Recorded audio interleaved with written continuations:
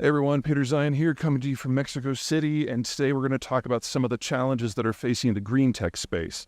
If you've been following stock tickers in New York in general, you'll know that there's been a lot of pushback from the financial world about everything that has to do with wind and solar and interconnections, not just in the United States, but on a global basis, with many communities getting sticker shock and changing some of their plans. Now, this, of course, is going to be a story that's going to look a little bit different everywhere, but there is a common theme, and that has to do with capital. One of the things that really sets green tech apart from any other power generation, whether it's in transport or the generation itself, is that you have to pay for it all up front. The system is different. So, like, if you're going to build a coal plant or a natural gas burning power plant, most of your cost over the life of the facility is going to be the fuel. Actually setting up something that, burns it is not all that complicated from an expense point of view. But with solar and with wind, where the fuel is free, all of the expense is up front, or at least 2/3 of the total versus less than 1/5 for most conventional systems. And that means it has to be financed. Now, from 2000, well, literally from 1997 until very, very recently, that has not been a problem because we've been living in an environment of absolutely dirt cheap capital. And it's been a demographic moment.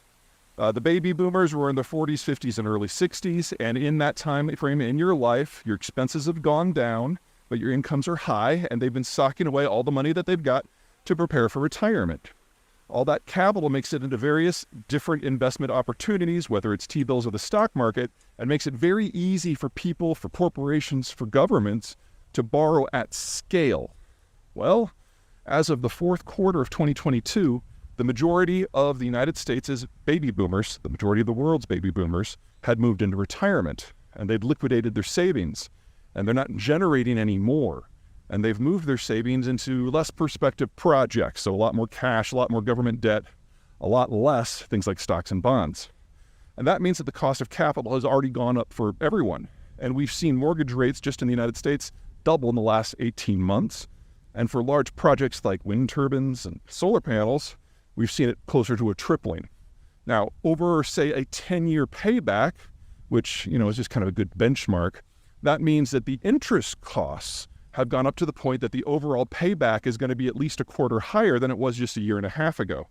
And if you have to finance your green tech project, all of a sudden you're facing an expense that you weren't having to deal with before.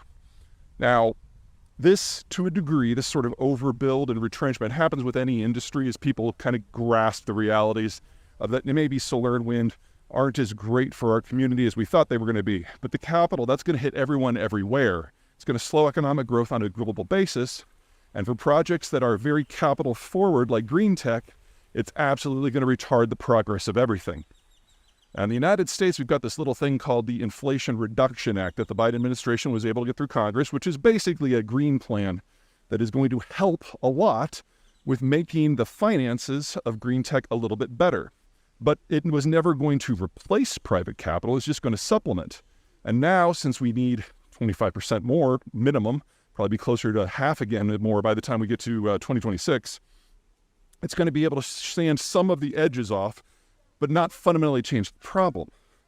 But if you're in other countries, I'm thinking here places that have good green tech potential, places like Argentina or South Africa or Mongolia or Greece or Mexico, that borrowing difference is everything. And unless we have a significant breakthrough in the economics and the physics of solar and wind in the next couple of years, it's just not going to cut it. So my recommendation remains the same that it's been for the last 3 years. We know the techs in their current form won't get us to where we think we need to go, which means we need better technology. And until we develop that, the rest of this is just kind of spinning in place.